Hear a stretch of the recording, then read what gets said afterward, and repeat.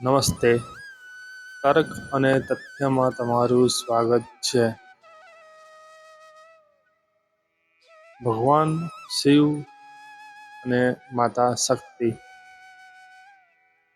કેમ બંને અલગ નથી પણ એક જ છે, તે આપણા આજના વિડીયોનો વિષય છે. નમસ્તે. તર્ક અને તથ્યમાં તમારું સ્વાગત છે. આપણા આજના વિડીયોનો વિષય છે કેમ ભગવાન શિવ અને માતા શક્તિને એક જ ગણવામાં આવે છે. એવું પણ કહેવાય છે કે શિવ શક્તિ વગર અધૂરા છે, સૌ સમાન છે. તો આની પાછળ શું રહસ્ય છે? આપણા પુરાણોમાં શું કહ્યું છે? દર્શન શાસ્ત્રો આના વિશે શું કહે છે? તેની ચર્ચા આજના વિડીયોમાં કરીશું. વિડીયોમાં આગળ વધીએ તે પહેલાં નમ્ર વિનંતી છે કે આપણી ચેનલને સબસ્ક્રાઈબ કરો, વિડીયોને લાઈક કરો અને શેર કરો. તો મિત્રો, પુરાણોમાં એવી કથા આવે છે કે સૃષ્ટિના આરંભમાં જ્યારે કશું જ ન હતું, ત્યારે એકમાત્ર શિવ હતા, પરંતુ અવ્યક્ત હતા. એમને કોઈ દેખનારું ન હતું. ત્યારે ભગવાન શિવ અવ્યક્તમાંથી વ્યક્ત થયા. કેટલાય સમય સુધી એમ એકલા ને એકલા જગતમાં રહ્યા. થોડા સમય બાદ તેઓએ પોતાના શરીરમાંથી દેવી શક્તિને પ્રગટ કર્યા અને તેઓએ અંતરિક્ષમાં કાશી નામનું નગરનું નિર્માણ કર્યું. ત્યારબાદ શિવશક્તિએ અર્ધનારીશ્વરનું રૂપ લીધું. ત્યારે જે નારી સ્વરૂપ હતું તે બાજુથી ભગવાન વિષ્ણુ પ્રગટ થયા અને નર સ્વરૂપ હતું તે બાજુથી બ્રહ્માજી પ્રગટ થયા.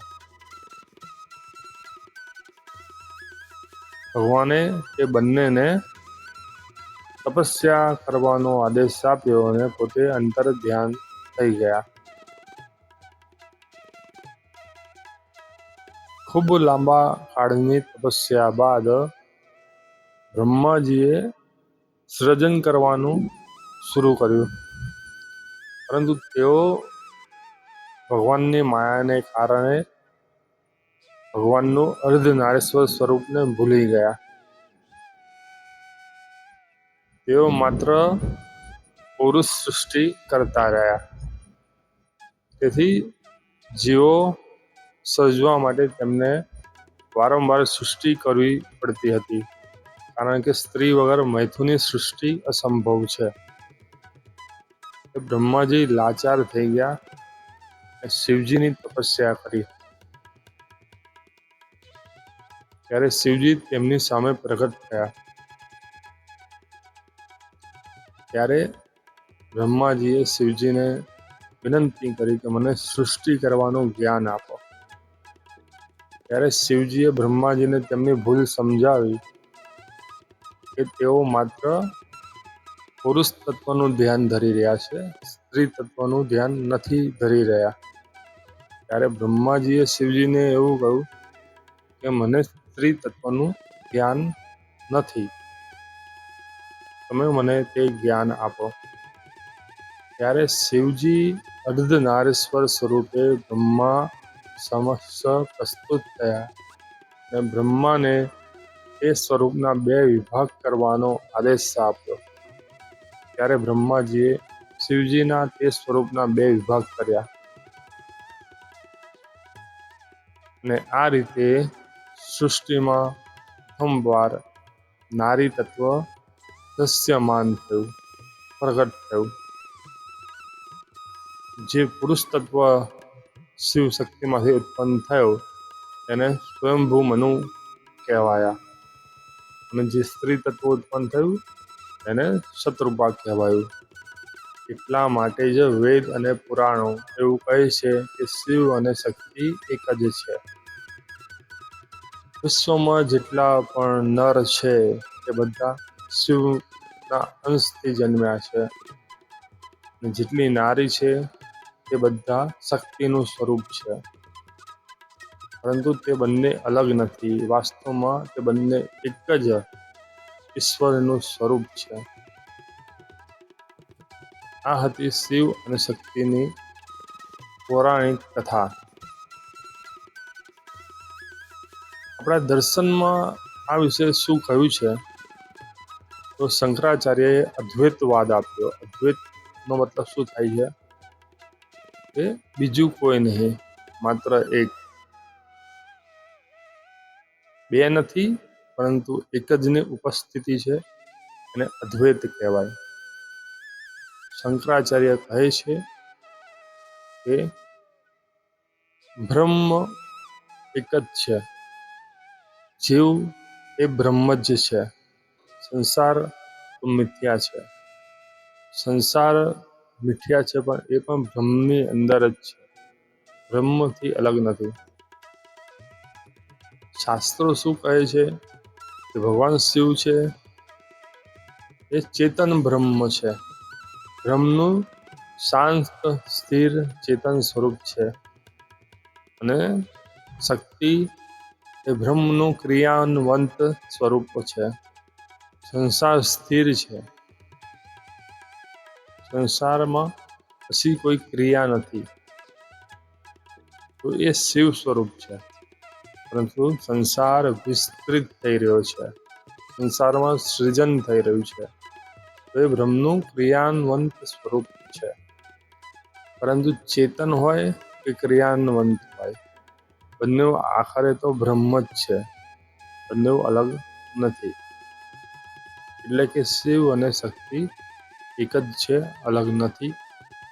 બંને એકબીજા વગર અધૂરા છે. જો શક્તિ વગર શિવ હોય તો સૃજન શક્ય નથી. શિવ સૌ સમાન છે, નિષ્ક્રિય છે, નિરાકાર છે. જેમ કે પ્રલયના સમયમાં હોય છે, સૃષ્ટિ લુપ્ત થઈ ગયેલી હોય છે. અને શિવ વગર શક્તિ દિશાહીન છે, વિનાશક છે. શિવ એ કલ્યાણની ભાવના છે. જો કલ્યાણની ભાવના ના હોય તો એ શક્તિનો દુરુપયોગ થાય અને વિનાશ થાય. તો શિવ વગર શક્તિ દિશાહીન છે. એની પણ એક પૌરાણિક કથા છે. જ્યારે શક્તિને, મહાકાલીને રક્તબીજનો નાશ કરવો હતો, તો રક્તબીજ જોડે યુદ્ધ કર્યું. માં રક્તબીજને જેટલી વાર મારે, જેટલી વાર રક્તબીજના લોહીના ટીપા પૃથ્વી પર પડે, એટલી વાર નવા રક્તબીજ ઉત્પન્ન થઈ જતા. આથી માતાને ખૂબ જ ક્રોધ ચડ્યો. તેઓએ હાથમાં ખપ્પર ધારણ કરી અને રક્તબીજના રક્તનું પાન કરવાનું શરૂ કર્યું. આ અઘોર ક્રિયાથી માતા વધુને વધુ ક્રોધિત થતા ગયા, અને ક્રોધને કારણે તેઓ નિરંકુશ થઈ ગયા. દેવતાઓ ભયભીત થઈ ગયા. તેઓને લાગ્યું કે હવે સૃષ્ટિનો અંત થઈ જશે, પ્રલય આવી જશે. ત્યારે ભગવાન શિવ મહાકાલીના રસ્તામાં સૌ સમાન નિષ્ક્રિય થઈ અને સૂઈ ગયા. અને જ્યારે માતાનો પગ તેમની પર પડ્યો, ત્યારે માતાને વાસ્તવિકતાનું ભાન થયું અને તેઓ શાંત થઈ ગયા. તો શિવ વગર શક્તિ દિશાહીન છે, વિનાશક છે. અને એવું ના બને તે માટે શિવ અને શક્તિ બંને એક છે, અભિન્ન છે. આધુનિક સંદર્ભમાં કહું તો તમે બહુમાળી ઇમારતો જોઈ હશે. એની પર એક ભાલા જેવો મોટો લાંબો લાઇટનિંગ રોડ હોય છે. એ રોડ ના હોય તો શું થાય? આકાશમાંથી જે વીજળી પડે ને, એ લોકોના ઘર પર પડે, ખેતરમાં પડે, વૃક્ષો પર પડે ને વિનાશ થાય. તો આકાશમાંથી તે વીજળી ઇમારત ઉપર રહેલા લાઇટનિંગ રોડ પર પડે કે લાંબા સળિયા પર પડે તો વિનાશ થતો બચી જાય, લોકોના ઘરને જાનમાલની હાનિ ના થાય અને તે વીજળી સીધી જ પૃથ્વીની અંદર પ્રવેશી જાય. તો શિવ અને શક્તિનું આવું જ છે. શક્તિ વગર શિવ સૌ સમાન છે, એટલે કે એ લાઇટનિંગ રોડ નિષ્ક્રિય છે, કોઈ કામનો નથી. પરંતુ જ્યારે વીજળી એટલે કે શક્તિ આવે છે ત્યારે એ લાઇટનિંગ રોડ લોકોના કલ્યાણનું કામ કરે છે, લોકોનો જીવ બચાવવાનું કામ કરે છે. મિત્રો, આધુનિક સમયમાં બીજું એક ઉદાહરણ આપું તો આ વિડીયો તમે મોબાઈલમાં જોઈ રહ્યા હશો કે કોમ્પ્યુટરમાં કે ટીવીમાં. તો એ બધું શું છે? તો એક યંત્ર છે, પરંતુ યંત્રને જો બેટરી દ્વારા સંચાલિત કરવામાં ના આવે તો તે યંત્ર નિષ્ક્રિય છે, કોઈ કામનું નથી. બેટરી અને મોબાઈલ એકબીજા વગર અધૂરા છે. તો આવું જ કંઈક ભગવાન શિવ અને માતા શક્તિનું છે. બંને એકબીજા વગર અધૂરા છે, એકબીજા વગર બંનેઓને ના ચાલે. વિડીયો બહુ લાંબો નથી કરતા, આ વિડીયોને અહીંયા સમાપ્ત કરીએ છીએ. તમારું આ વિશે શું માનવું છે અમને કમેન્ટમાં જરૂર કહો.